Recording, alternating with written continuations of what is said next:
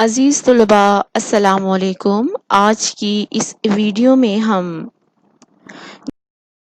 پڑھائے جانے والے مضمون اردو میں ہمارے پاس آنے والا سبق جس کا عنوان ہے علامہ اقبال کا تصور وطنیت، جن کے مصنف ڈاکٹر وحید قریشی ہیں، پڑھنے جا رہے ہیں۔ مگر اس سے پہلے میں آپ کو واضح کر دوں کہ مذکورہ سبق صنفی اعتبار سے مضمون ہے، تو آئیے پہلے چل کر دیکھتے ہیں کہ مضمون کی تعریف کیا ہے۔ مضمون کی تعریف آپ کے پاس آپ کی درسی کتاب میں صفحہ نمبر 26 پیج نمبر 26 پر موجود ہے۔ مضمون کے لغوی معنی ہے ضمن میں لیا ہوا۔ ادبی اصطلاح میں مضمون سے مراد ایسی معلوماتی تحریر ہے جو زندگی کے حقائق اور مسائل پر ادبی انداز میں لکھی گئی ہو۔ مضمون میں کسی بھی متعین موضوع پر مدلل، سنجیدہ اور معروضی بحث کے ذریعے کوئی حقیقت، خیال یا نقطہ نظر کو قاری تک پہنچایا جاتا ہے۔ مضمون ہمیشہ 3 حصوں پر مشتمل ہوتا ہے۔ پہلا حصہ تمہید، جس میں مضمون نگار باندھتا ہے۔ دوسرا حصہ نفس مضمون، یعنی کہ جس بات پر اس نے دلائل پیش کرنے ہیں یا جس پر بحث کرنی ہے اور اپنا مافی ضمیر بیان کرنا ہے۔ اور اسی طرح تیسرا حصہ جو خاتمہ ہے، جس میں مضمون نگار کوئی بھی نتائج چھوڑ کر قاری پر یہ فیصلہ چھوڑ دیتا ہے کہ آیا اس مضمون میں اس نے کیا نتیجہ اخذ کیا ہے۔ تو چلے چل کر دیکھتے ہیں کہ ہمارے پاس مضمون علامہ اقبال کا تصور وطنیت۔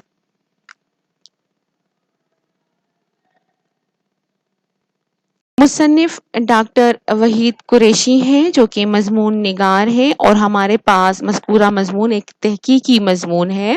ڈاکٹر وحید قریشی کا حوالہ آپ کی درسی کتاب کے صفحہ نمبر 20 پر دیا گیا ہے۔ پیج نمبر 20 پر مصنف کا حوالہ موجود ہے، تو اس کی بلند خوانی کر لیتے ہیں، مطالعہ کر لیتے ہیں۔ تخلیقی میدان میں انہوں نے کارہائے نمایاں انجام دیے۔ تحقیق میں انہوں نے استدلالی انداز اپنایا۔ وہ ایک محقق، نقاد، مورخ، ماہر لسانیات، باہر ثقافت اور کالم نگار تھے۔ ان کی ہمہ جہت شخصیت جہد مسلسل کی ایک داستان ہے۔ انہوں نے منطقی انداز سے حقائق کی تلاش کا طریقہ اختیار کیا۔ وہ پرگوش شاعر بھی تھے۔ شاعری میں ان کے 3 مجموعے الواح، نقد جان اور ڈھلتی عمر کے نوحے منظر عام پر آ چکے ہیں۔ نثر میں انہوں نے نظر پاکستان، قائد اعظم اور پاکستانی معاشرے کے حوالے سے کئی کتب تصنیف کی۔ اسی طرح اقبالیات پر بھی انہوں نے کافی اپنا تحقیقی کام کیا، اور اسی خدمات کے اعتراف میں حکومت پاکستان نے انہیں 2003 میں اقبال ایوارڈ سے بھی نوازا ہے۔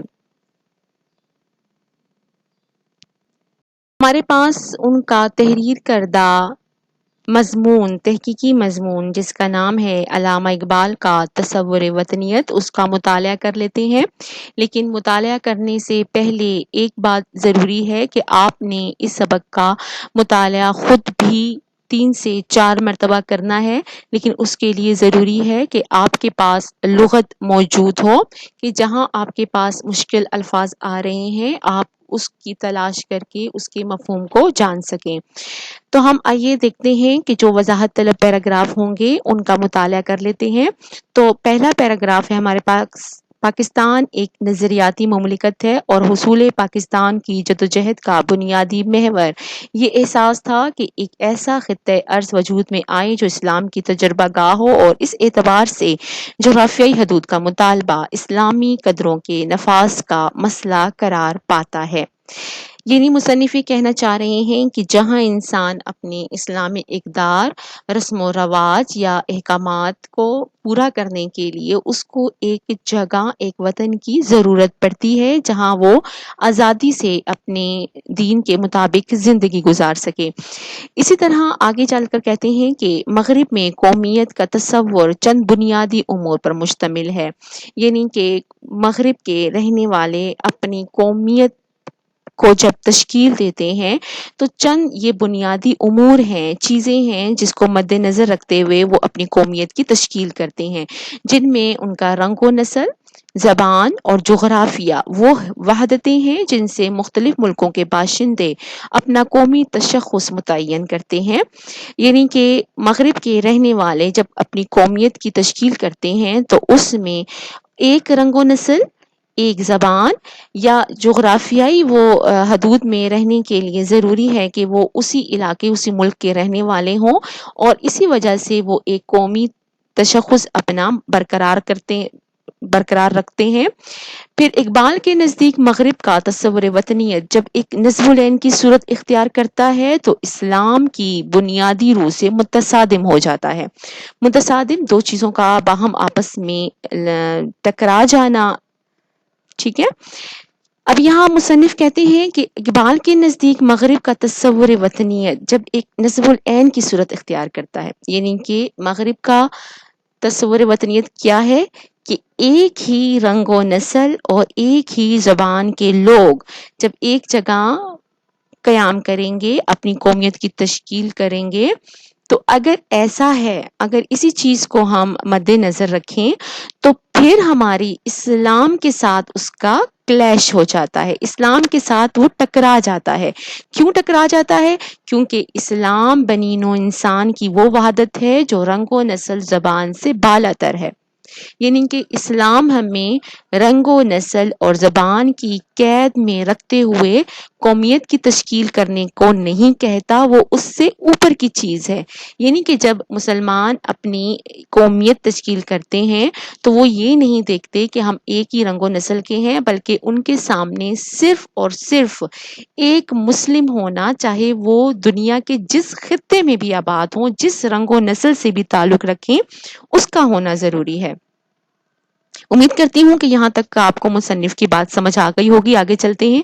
شروع میں علامہ اقبال مغرب کے تصور وطنیت کے قائل تھے اور انہوں نے وطن کے تصور کو بانگ درا کی بعض نظموں میں ایک روحانی رنگ بھی دیا، لیکن بہت جلد وہ اس اثر سے نکل آئے اور وطنیت کے مغربی تصور کی کھلا مخالفت کی۔ یعنی کہ کہنا یہ چاہ رہے ہیں کہ اگر ہم دیکھتے ہیں کہ علامہ اقبال کا جو تصور وطنیت ہے وہ مغرب ہی کے مطابق ہے، تو اگر مغرب کے مطابق ہم اس سوچ کی حمایت کرتے ہیں تو پھر تو یہ بالکل اسلام کے خلاف ہو جاتا ہے۔ اسی طرح انہوں نے کہا کہ انہوں نے وطن کو جغرافیے کی قیود سے آزاد کر کے ایک فکری ضابطے کے طور پر ترتیب دیا۔ ان کی رائے میں ان کا شعر ہے: پاک ہے گرد وطن سے سرے داماں تیرا، تو وہ یوسف ہے کہ ہر مصر ہے کناں تیرا۔ یہاں پر وہ کہہ رہے ہیں کہ حضرت یوسف علیہ السلام جن کا آبائی گھر، جہاں وہ پیدا ہوئے، باپ دادا کا جو جگہ تھی اس کا نام کنعان تھا، لیکن جب وہ مصر ہر کسی شہر کو کہا جاتا ہے، مقصد یہ ہے ان کے کہنے کا کہ پاک ہے گرد وطن سے سر داماں تیرا، کہ ایک انسان کے لیے ضروری نہیں کہ وہ کسی خاص خطے میں مقید ہو جائے، کسی خاص خطے کا لیبل اپنے اوپر سجا لے، تو وہ یوسف ہے کہ ہر مصر ہے کناں تیرا، کہ انسان جہاں بھی جائے اپنا شہر آباد کر سکتا ہے، انسان جہاں بھی جائے وہ آزادی سے اپنے رسم و رواج اور اسلامی اقدار کے مطابق زندگی گزار سکتا ہے۔ پھر آگے چل کر مصنف کہتے ہیں کہ یہ شعر بظاہر ملک کے جغرافیائی خد و خال کی مخالفت کرتا ہے۔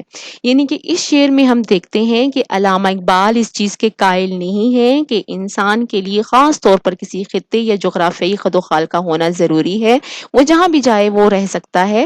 لیکن جب ہم پاکستان یا پاکستانی قومیت کی بات کرتے ہیں تو اس شعر کے معنی مطالب ہمیں یہ سوچنے پر مجبور کرتے ہیں کہ آیا اقبال وطن کی محبت کو تسلیم بھی کرتے ہیں یا نہیں۔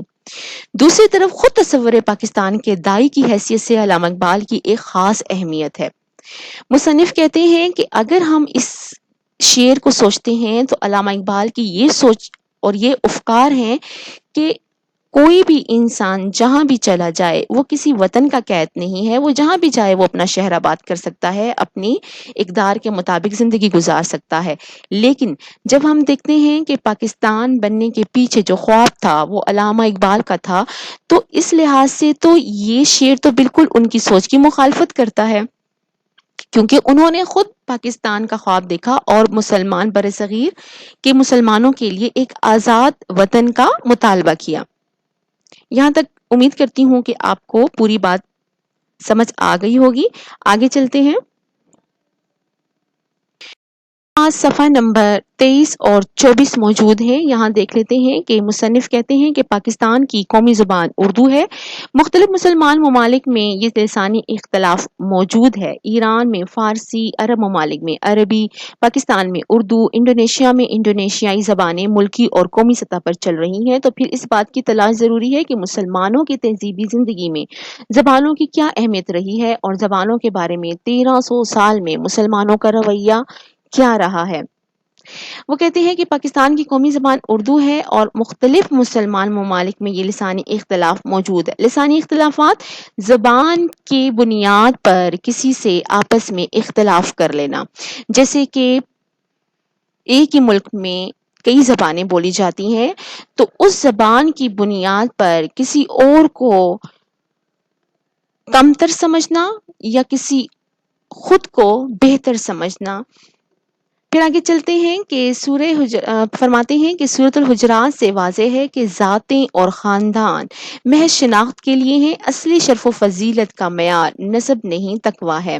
علامہ اقبال اسی پر زور دیتے ہیں اور شعوبی، قبائلی، نسلی، لونی اور لسانی امتیازات پر اسلامی نصب العین کی فوقیت تسلیم کرتے ہیں۔ فرماتے ہیں کہ قرآن مجید میں واضح ہمیں کہا گیا ہے کہ ذاتیں اور خاندان تو محض انسان کی شناخت کے لیے متعین کیے گئے ہیں، مگر انسان کی جو فضیلت ہے، جو بڑائی ہے، وہ اس کا حسب نسب نہیں ہے، حسب نسب کو دیکھنا نہیں ہے، بلکہ اس کے اندر تقویٰ کتنا ہے یہ معنی رکھتا ہے۔ پھر وہ کہتے ہیں کہ جو اسلامی نصب العین ہے وہ ان تمام مسائل پر فوقیت حاصل رکھے ہوئے ہے۔ پھر آگے چل کے آخری صفحے پر ہمارے پاس مصنف کہتے ہیں کہ عالم اسلام کی ثقافتی زبان فارسی تھی۔ مسلمان جس ملک میں بھی گئے وہاں کی زبان کو انہوں نے اظہار کا وسیلہ بنایا، یعنی وہ فرماتے ہیں کہ زبان کو اپنا مقصد بنا کر انہوں نے کسی ملک پر چڑھائی کرتے ہوئے اپنی برتری حاصل نہیں کی، بلکہ وہ جس علاقے میں، جس ملک میں اپنی اسلام کی تعلیمات پھیلانے کے لیے گئے، صرف اپنی بات کو دوسروں تک پہنچانے کے لیے وہاں کی زبان انہوں نے سیکھی، وہاں کی زبان کے مطابق انہوں نے اپنا معافی ضمیر بیان کیا۔ جس علاقے میں پہنچے وہاں کی علاقائی زبان ان کے لیے تبلیغ و ہدایت کا ذریعہ بنی۔ زبان کے ساتھ پرستش کا کوئی شائبہ شامل نہیں کیا گیا، نہ ملکی اور علاقائی زبانوں کے درمیان کسی مناقشت کی خبر ملتی ہے۔ مناقشت کسی بحث، تنازع، جھگڑا یا لڑائی کو کہا جاتا ہے۔ 20ویں صدی سے قبل عالم اسلام میں زبانیں جھگڑے کا سبب نہیں تھیں، کیونکہ اصل اہمیت زبانوں کو نہیں مطالب کو حاصل رہی۔ زبان اظہار کا وسیلہ ہے، وسیلہ اگر مقصد بن جائے تو اس سے کتنی ہی خرابیاں پیدا ہو جاتی ہیں۔ ہمارے لسانی مسائل میں یہی خرابیاں راہ پا چکی ہیں اور فکر اقبال سے ہم ان پر غلبہ پا سکتے ہیں۔ فکر اقبال کیا تھا کہ برصغیر کے مسلمانوں کے لیے ایک الگ وطن تھا جہاں وہ رہتے ہوئے اپنے اسلامی اقدار، رسم و رواج کے مطابق زندگی گزار سکیں، نہ کہ یہ کہ ہر انسان اپنی زبان کو اپنا مقصد بنا کر اپنا ایک الگ وطن اور اپنا ایک الگ مقام بنا لے۔ یہاں پر ہمارے پاس اساسیات اقبال جو وحید قریشی کا تحریر کردہ مضمون ہے اس سے اقتباس تھا ہیں کہ ہم نے متعلقہ مضمون میں جو اہم نکات دیکھے ہیں اس کو دیکھ لیتے ہیں، ایک نظر ڈال لیتے ہیں اس پر۔ اسلام کے مطابق زندگی گزارنے کے لیے جغرافیائی حدود کا مطالبہ از حد ضروری تھا۔ مغرب کا تصور وطنیت اسلام کے تصور وطنیت سے مختلف ہے۔ ذاتیں اور خاندان صرف شناخت کے لیے ہیں، اصل فضیلت انسان کی تقویٰ ہے۔ لسانی مسائل اسی لیے وجود میں آئے کہ ہم نے زبان کو اظہار کا وسیلہ نہیں بلکہ مقصد بنا لیا۔ پاس آ جاتا ہے پیج نمبر 24 صفحہ نمبر 24 پر آپ کا مشقی تحریری کام، جس کو آپ نے اپنے رجسٹر پر کرنا ہے۔ ہمارے پاس سوال نمبر 1 ہے، درست الفاظ کی مدد سے خالی جگہوں کو پر کریں۔ یہ تمام خالی جگہیں آپ نے اگر مطالعہ کرنا ہے اپنے متعلقہ سبق کا عمیق طریقے سے، تو آپ کے لیے یہ بہت آسانی ہو جائے گی اس کو پر کرنا۔ ہم اپنے سوال نمبر 2 کی جانب بڑھتے ہیں۔ مغرب کے تصور وطنیت اور اسلامی نظریہ قومیت کے درمیان بنیادی فرق و امتیاز کیا ہے؟ ہمارے پاس جواب یہاں موجود ہے۔ جواب میں آپ نے سب سے پہلے سبق کا عنوان علامہ اقبال کا تصور وطنیت اور مصنف کا نام ڈاکٹر وحید قریشی لکھ کر مغرب کا تصور وطنیت ہیڈنگ ڈالتے ہوئے آپ نے یہ جواب تحریر کرنا ہے۔ مغرب میں وطنیت کا تصور چند بنیادی امور پر مشتمل ہے۔ مغرب کے مختلف ملکوں کے قومی باشندوں کے لیے رنگ و نسل، زبان، جغرافیہ وہ اکائیاں ہیں جن سے وہ اپنا قومی تشخص متعین کرتے ہیں۔ مختصر یہ کہ مغرب میں قومیت کی بنیاد ایک رنگ، نسل، ایک زبان اور جغرافیے کی قیود پر منحصر ہے۔ پھر اسی طرح دوسری ہماری ہیڈنگ آ جائے گی اسی جواب کی، اسلامی نظریہ قومیت۔ اسلامی نظریہ قومیت میں رنگ و نسل، زبان کی کوئی قید نہیں۔ اسلامی نظریہ قومیت کے تحت ایک کلمہ اللہ اور اس کے رسول پر ایمان رکھنے والے تمام لوگ ایک ہی قوم یعنی مسلمان تصور ہوں گے، خواہ وہ دنیا کے جس خطے میں آباد ہوں۔ یہ آپ کے پہلے سوال کا جواب ہے۔ اب چلتے ہیں ہم اپنے دوسرے سوال کے جواب کی جانب۔ ہمارے پاس تیسرا سوال ہے، اقبال زبان پرستی اور وطن پرستی کے کیوں مخالف تھے؟ جواب، سبق کا عنوان علامہ اقبال کا تصور وطنیت، مصنف کا نام ڈاکٹر وحید قریشی۔ زبان پرستی، اس کی ہیڈنگ آپ دیں گے، علامہ اقبال زبان پرستی کے مخالف تھے کیونکہ زبانیں صرف اظہار کا وسیلہ ہیں، بت نہیں کہ ان کی پوجا کی جائے۔ اسی طرح سوال کا جواب کی دوسری ہیڈنگ ہے وطن پرستی۔ علامہ اقبال وطن پرستی کے بھی مخالف تھے کیونکہ وطن پرستی دھرتی پوجا سکھاتی ہے۔ جغرافیائی حدود کا نظام انسان کا خود ساختہ ہے جو بہت سے مسائل کو جنم دیتا ہے۔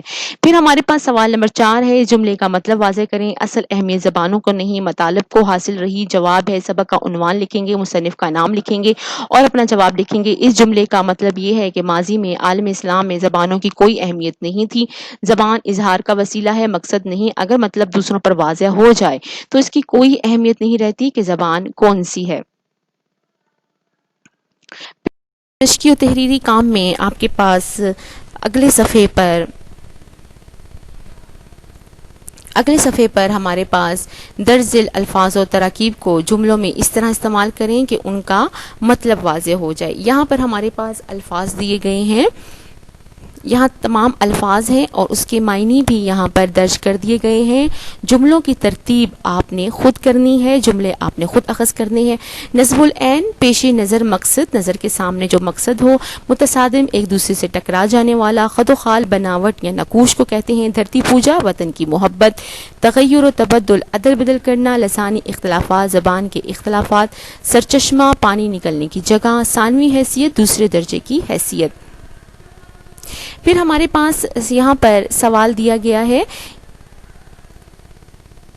لکھا گیا ہے کہ نیچے دی ہوئی عبارت کو غور سے پڑھیں، اس میں ذو معنی الفاظ موجود ہیں۔ اب ذو معنی الفاظ کسے کہتے ہیں؟ یہاں نیچے آتے ہیں تو لکھا ہوا ہے کہ ایسے الفاظ کو کہا جاتا ہے جن کے دو مختلف معنی ہوں، جیسے ہار، جس کا ایک مطلب پھولوں کا ہار اور دوسرا مطلب ہے شکست۔ اسی طرح یہ عبارت پڑھتے ہوئے آپ نے اس میں ذو معنی الفاظ کو دیکھنا ہے، جیسے کہ مثال کے طور پر ان دنوں ظہیر دمشق میں تھا، ایک بار اس نے ایک کتاب میں پڑھا تھا کہ ملک شام میں ایک پہاڑی علاقے میں سونے کی ایک کان موجود ہے، اس نے سامان سفر اونٹ پر بار کیا۔ ٹھیک ہے، اس نے ایک بار، ایک دفعہ اور اونٹ پر بار کیا یعنی ان کے بوجھ ڈال دیا۔ تو یہ جو ہیں یہ ذو معنی الفاظ ہیں۔ آپ نے اسی طرح کے چند اور الفاظ ڈھونڈنے ہیں۔ پھر ہم آ جاتے ہیں اپنے نیچے دیے گئے جملوں میں محاوروں کی درستی کریں۔ سوال نمبر 8 ہے، یہاں تو الٹی جمنا بہ رہی ہے، یہ غلط محاورہ ہے۔ یہاں تو الٹی گنگا بہ رہی ہے۔ اس نے تو اپنے پاؤں پر خود ہتھوڑا مارا ہے، اس نے اپنے پاؤں پر کلہاڑی ماری ہے۔ ہر کوئی اپنا بھالو سیدھا کرنے میں لگا ہے، ہر کوئی اپنا الو سیدھا کرنے میں لگا ہے، تم نے جیسے جلتی پر پانی ڈال دیا، تم نے جیسے جلتی پر تیل ڈال دیا۔ امید کرتی ہوں کہ تمام مشقی اور تحریری کام کو آپ اپنے رجسٹر پر باقاعدگی سے لکھ رہے ہوں گے اور مذکورہ سبق کا مطالعہ جاری رکھیں گے۔